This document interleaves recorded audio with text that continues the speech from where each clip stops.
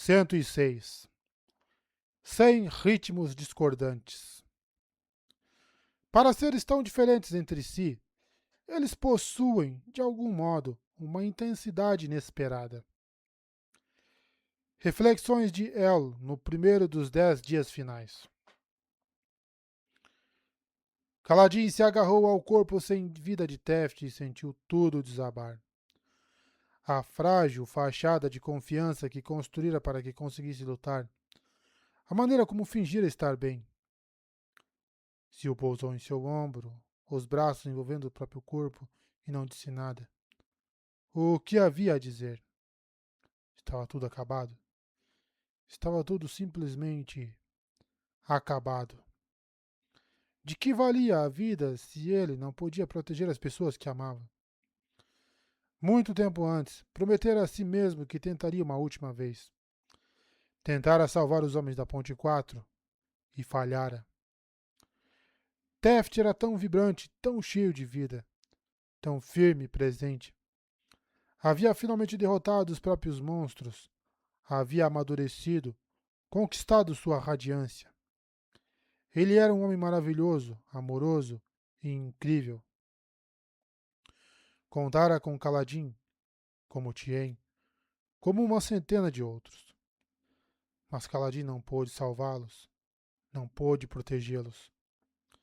Sil chorou, encolhendo-se. Kaladin desejou poder se encolher também.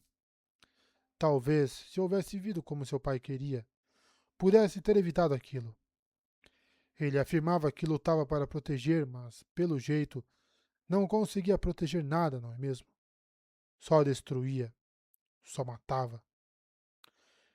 Kaladin, filho da tempestade, não estava morto. Nunca havia existido. Kaladin, filho da tempestade, era uma mentira. Sempre fora. O entorpecimento o dominou. Aquela escuridão oca que era muito pior do que a dor. Ele não conseguia pensar. Não queria pensar. Não queria nada. Dessa vez, Adolin não estava ali para resgatá-lo, para forçá-lo a caminhar. Dessa vez, Kaladin recebera exatamente o que merecia. Nada. E o vazio. Navani parou. Raboniel, subitamente atingida pela incrível dor da armadilha, desabou soltando a adaga. Preparando-se, Navani se apoiou nas mãos e nos joelhos e se jogou para frente para agarrá-la. A dor era lancinante, mas Navani testara aqueles dispositivos em si mesma e sabia de que eram capazes. Ela perdeu o controle das pernas, mas conseguiu se arrastar e mergulhar a adaga no peito de Raboniel. Apoiou seu peso na arma, pressionando-a para baixo, sentindo o odor de carne queimada. Raboniel gritou, contorcendo-se e tentando atingir Navani com as unhas. Contudo, o Dorial fez seu trabalho e a impediu de revidar de modo eficaz. Sinto muito, disse Navani com os dentes cerrados. Sinto muito. Mas da próxima vez, tente não ser tão crédula. O Dorial logo parou de surtir efeito. Navani o preparara dias antes, carregando com a energia de uma pequena gema de luz do vazio. Não havia sido feito para funcionar por muito tempo, mas ela ficou satisfeita. Havia se dedicado especificamente àquele recurso. Navani se sentou, então envolveu o próprio corpo com os braços, tentando se livrar dos efeitos persistentes da dor. Por fim, olhou para o cadáver de Raboniel e notou que os olhos da moldada estavam tremendo, não vidrados e brancos como os da sua filha. Navani se afastou depressa. Raboniel moveu os braços de modo frouxo, e então voltou a cabeça para Navani. Como? Por que você está viva? Interpelou Navani. Pouca luz, disse Raboniel. Então agarrou a faca no seu peito e a puxou, soltando um suspiro. Isso dói. Eu. Eu. Não. Ela fechou os olhos, embora continuasse a respirar. Navani se aproximou devagar, cautelosa. Você precisa pegar o caderno e deve fugir. Vai, vai voltar. Está me mandando fugir mesmo depois que tentei matá-la? Não, tentou. Eu não estou ouvindo ritmos. Minha alma morrendo. Ela abriu os olhos e fixou-os em Navani. Você me enganou perfeitamente, Navani. Esperta, esperta. Muito bem.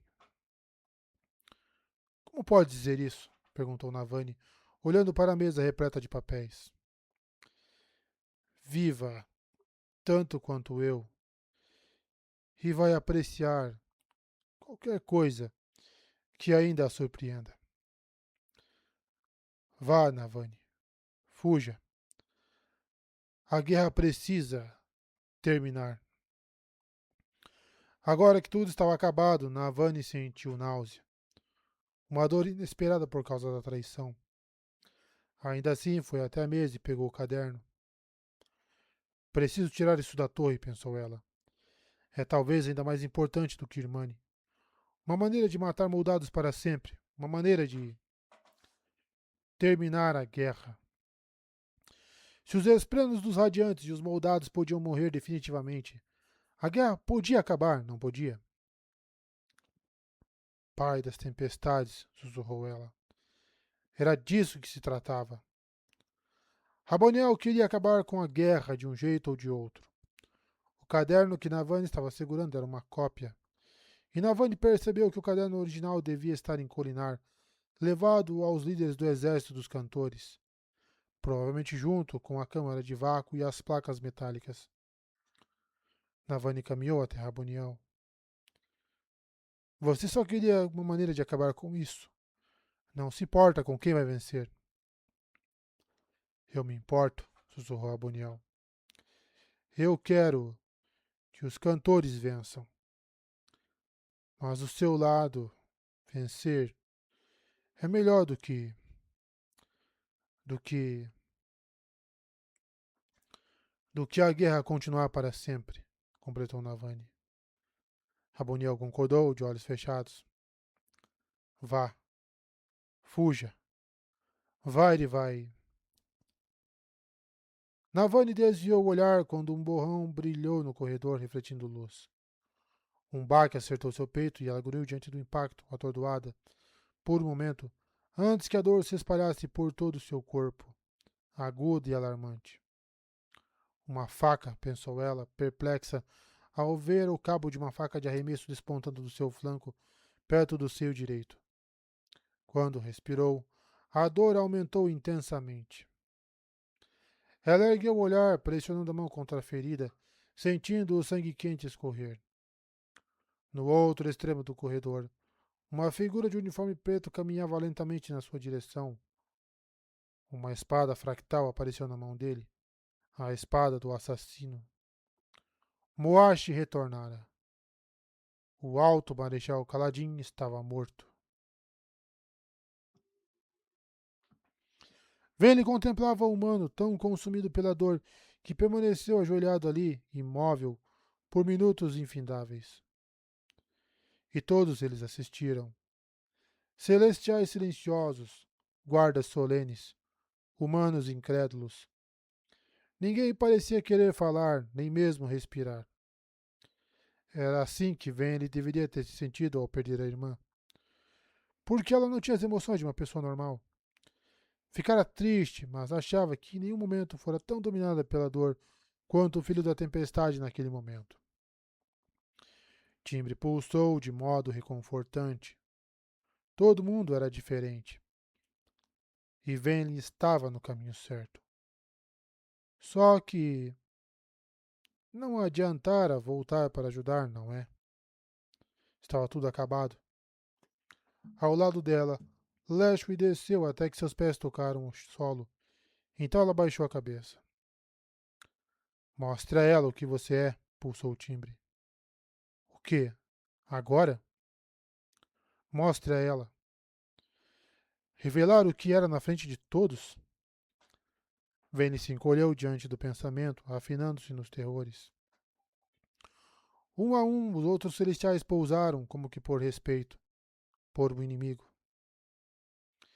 Isso é uma estupidez, disse o perseguidor, empurrando Lirim para as mãos de Lashway. Não acredito que estamos todos parados aqui. Lashway desviou os olhos da vigília, cantarolando em despeito. Então, inacreditavelmente, puxou uma faca e cortou as cordas que prendiam as mãos de Lirim. Eu não me esqueci de como você tentou voltar os noves contra mim, disse o perseguidor, apontando para Lashway. Você tentou destruir meu legado. Seu legado está morto, derrotado. Morreu quando você fugiu do seu inimigo. Meu legado está intocado, retrucou o perseguidor, fazendo com que Vayne cambaleasse para trás de medo. E isso é uma completa loucura. Vou provar isso e continuar com minha tradição. Não, exclamou Lashway, passando o humano, ainda amordaçado para uma celestial. Ela agarrou o perseguidor, mas ele deixou uma casca na sua mão, explodindo na forma de uma fita de luz para cruzar o chão do átrio. Não, sussurrou Vayne. O perseguidor apareceu acima do filho da tempestade. O moldado arrancou uma afiada espora de carapaça do seu braço. Então, empunhando-a como uma adaga, a agarrou pelo ombro o homem ajoelhado. Caladinho, o filho da tempestade ergueu o olhar e soltou um uivo que pareceu vibrar com 100 ritmos discordantes. Vayne se afinou no ritmo dos perdidos.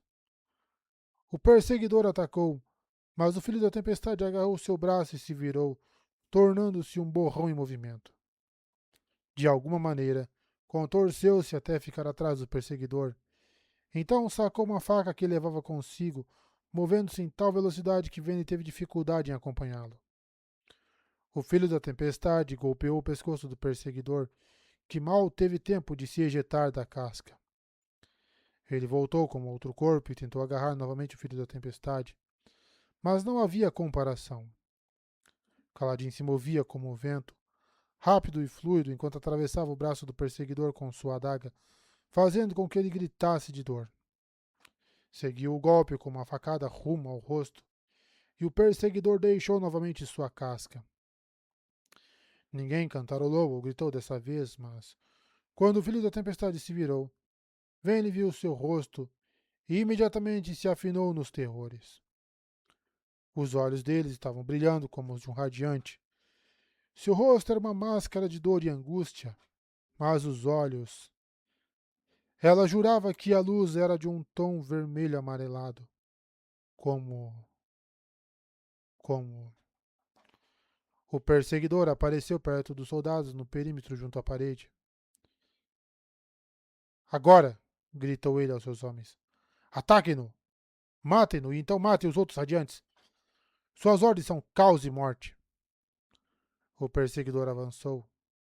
Os soldados o seguiram, depois recuaram. Recusavam-se a enfrentar o filho da tempestade e aqueles olhos. Então o perseguidor não teve escolha a não ser atacar. Vayne não sabia se ele estava ciente, mas aquele era seu último corpo. Talvez ele soubesse que não poderia fugir se não se quisesse salvar o que lhe restava da reputação. O filho da tempestade disparou na direção do inimigo, e os dois se encontraram perto da janela iluminada pelos relâmpagos. O perseguidor tentou agarrá-lo, e Kaladin deixou, dobrando-se naquele abraço mortal e jogando habilmente os dois contra o vidro. Pressionou o perseguidor contra a superfície. A tempestade lá fora relampejava, sacudindo a torre, fazendo-a vibrar e cobrindo de luz.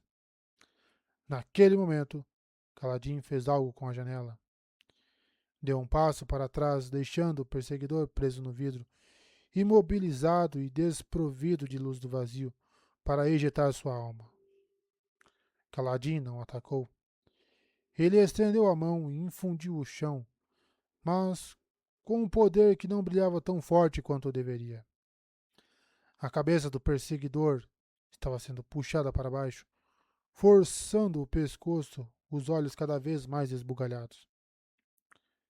Ele grunhiu e Venli entendeu que o filho da tempestade infundira o chão e o fizera puxar a cabeça do perseguidor, enquanto o corpo permanecia grudado na parede. Kaladin se virou e marchou em direção aos celestiais, que assistiam a cabeça do perseguidor ser arrancada do corpo e lançado ao chão com uma batida brutal. Filho da tempestade, disse Leste aproximando-se para encontrá-lo. Você lutou e venceu. Sua perda é profunda, eu sei, já que mortais são... Caladinha a empurrou de lado. Estava indo atrás de Venli, ela teve certeza. Ela se preparou, mas ele apenas passou por ela, deixando-a tremendo no ritmo dos terrores. Caladin caminhou até a Celestial que estava segurando seu pai, naturalmente. A Celestial entrou em pânico, como qualquer um entraria, e saiu voando, segurando o homem. Dois outros a seguiram. O filho da tempestade olhou para cima, então se lançou ao ar usando o estranho fabrial que imitava as projeções. Venli se jogou no chão, sentindo-se exausta, embora não houvesse feito nada. Pelo menos, parecia ter acabado. Mas não para os soldados do exército pessoal do perseguidor, que se reuniram ao redor do cadáver. Morto uma segunda vez pelo mesmo homem. Sua reputação poderia estar arruinada, mas ele ainda era um moldado. Voltaria. Os soldados, lembrando-se das suas últimas ordens, se voltaram para a enfermaria. Não podiam matar o filho da tempestade, mas podiam acabar com os radiantes prostrados. Kaladin mal conseguia enxergar.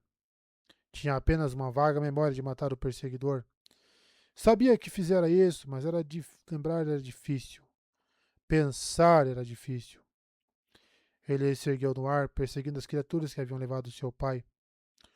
Ouviu os gritos de Lirim ecoando de cima, o que significava que ele tirara a mordaça. Cada som condenava Kaladin.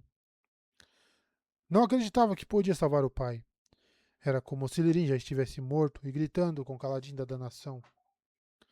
Não sabia ao certo por que estava indo atrás, mas precisava fazer isso. Talvez se pudesse ver melhor do alto. Sil voou à frente, adentrando os poços que permitiam que os elevadores chegassem aos níveis mais altos da torre, e pousou no nível mais alto de um retiro. Kaladin chegou depois de ativar um segundo peso na metade do voo. Então se jogou sobre o parapeito e desativou o dispositivo. Pousou encarando um celestial que tentou bloquear o caminho. Kaladin. Ele deixou aquele celestial destroçado e à beira da morte.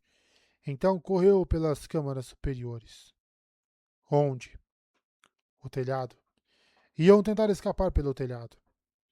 De fato, ele encontrou outro moldado bloqueando a escadaria.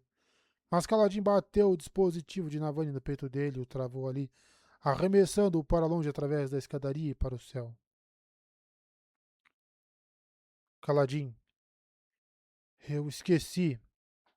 A voz de Sil. Ela estava voando ali por perto, mas ele quase não a ouvia. Ele emergiu de repente no topo da torre. A tempestade estava por toda parte, quase chegando ao pináculo. Um oceano sombrio de nuvens pretas que rugiam com insatisfação. A última, a celestial, estava ali, segurando o pai de Kaladin. A moldada recuou, gritando algo que Kaladin não conseguia compreender. Kaladin, eu esqueci as palavras. Ele avançou na direção da celestial, que entrou em pânico e arremessou o pai dele para fora. Na escuridão, Kaladin viu o rosto de Lirim por um momento antes que desaparecesse. No abismo, na furiosa tempestade e tormenta. Kaladin correu até a borda da torre e olhou para baixo. De repente, entendeu por que fora até ali. Sabia para onde estava indo. Já estivera naquela borda antes, muito tempo antes, na chuva. Dessa vez, ele saltou.